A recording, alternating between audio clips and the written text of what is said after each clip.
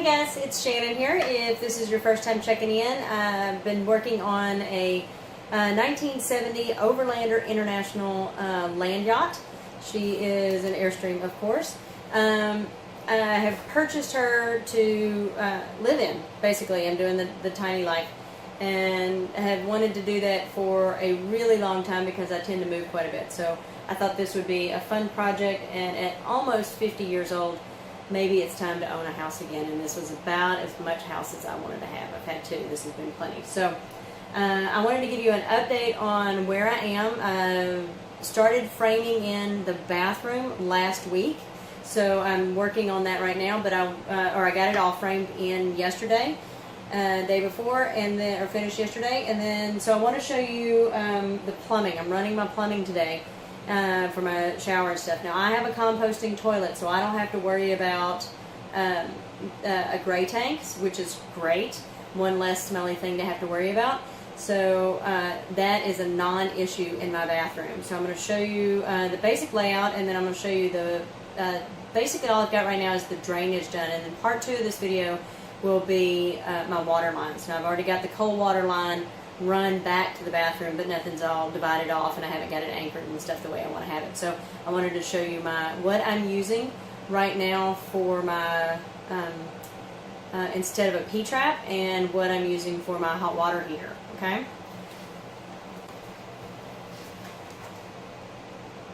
I decided after doing some research. Now we all know having as much space as possible in the bottom or in your Airstream or in your RV is imperative, because inches matter, especially if you're going to be in it for long term, right? So when I first started pulling everything apart, I realized that I have a P-trap that's sticking through the bottom of the floor with literally a bowl, a plastic bowl that's anchored in underneath the frame, and so I had to have a hole cut in the bottom in my floor, and I was like, there's got to be a way to not have to do this. So lo and behold, somebody has thought of that, of course. So this is the HEPvO sanitary waste valve system. What I like about this is, as you can see from the side, you can see kind of, because I've already got my other two connected. Let me pop this out. What this eliminates is the need to have a P-trap, which is great, right? So that's it. That's the whole thing. Now inside here is basically like a bladder, except it's open on the end, and as water flows out of the deal, it expands, and then when there's no more water, it collapses again, and that keeps your gases out and prevents the need for having a P-trap to block odors coming in. Okay. The other thing that's really nice about this is this can be the bottom of your sink. And see the difference in how much space that you're gaining there. So normally a P-trap would still come down and then probably come down to about here. So you're gaining about 6 inches of space with this thing. It is about $25 a piece. As far as I was concerned, to have those extra inches in various places and to not have a hole in my floor, that was worth it. So I opted to go ahead and get 3 of those. So I have one for my bathroom sink, one for my kitchen sink, and one for the shower. Now also, because I'm putting a shower in, I didn't want to have, the other option was benefit to this is I didn't want to have a raise it up too high. So the original platform for my shower was about 4 to 4.5 inches. Now it was a tub.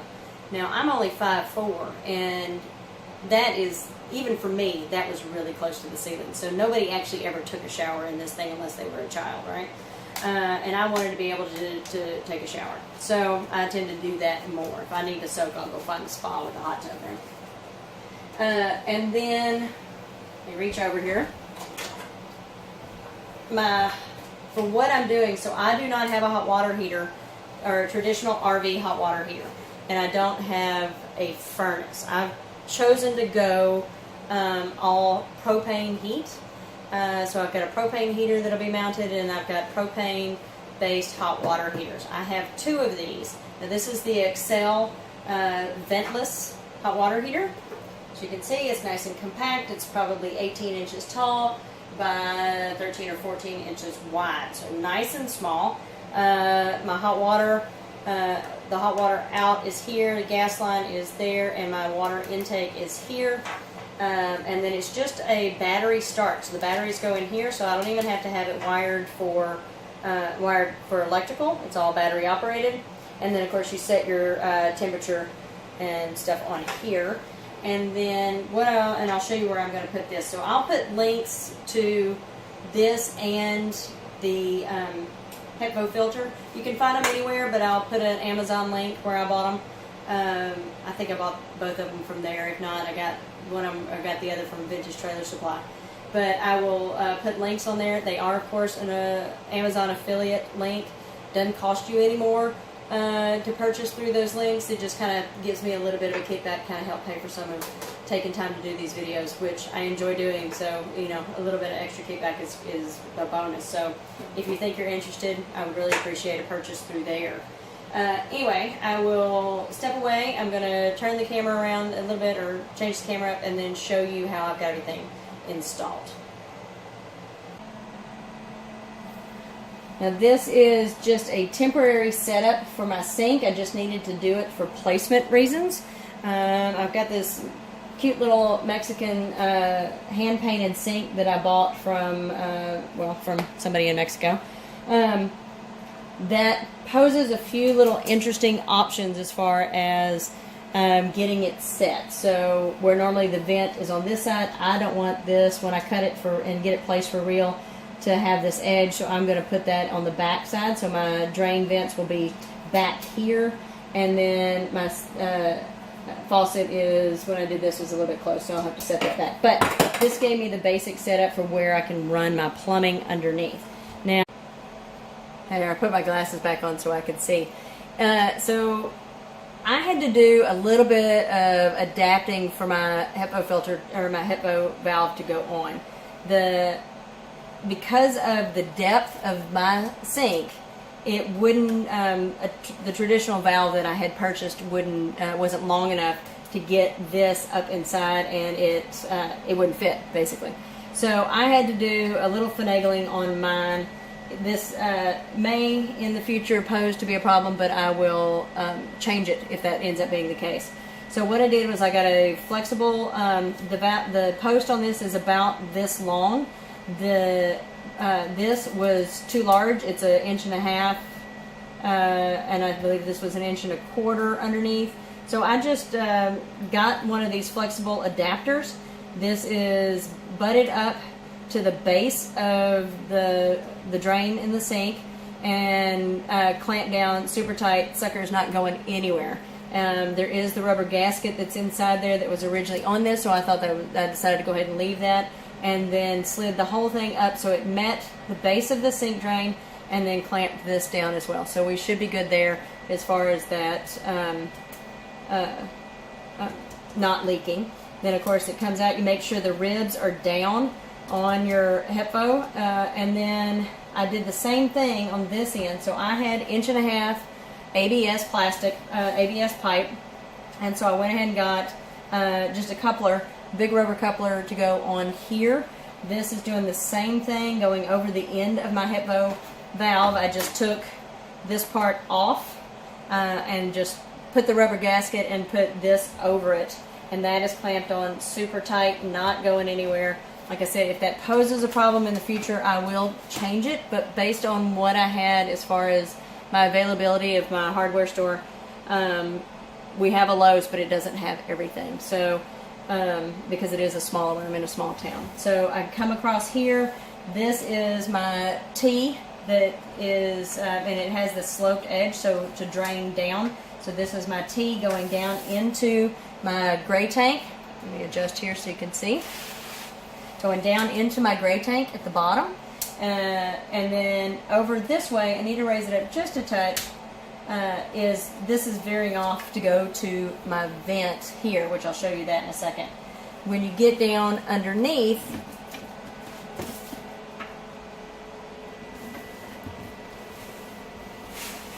when you get down here, this is my shower. So the shower drains down into the T meeting at the bottom of my sink drain, into my gray tank, into the floor. So this was the original gray tank, so I haven't changed anything. I just used the original hole. And then originally my shower pan, the original one was at 4 to 4.5 inches. That was a little high. So I did a 2.5 to 3 inch. I think I did a 2.5 inch base, and then I did have to raise it 1/4 of an inch just to make sure I had enough clearance and the right angle for my drain down here. But as you can see, that's added quite a bit for being able to stand up. Now, anybody taller than 5'4", 5'6" is still going to have a seat, which is why I built these lovely benches to go in. Part of the reason why I have these lovely benches in the shower. So anybody taller than me can sit down to take a shower. And then my vent goes, let me adjust here.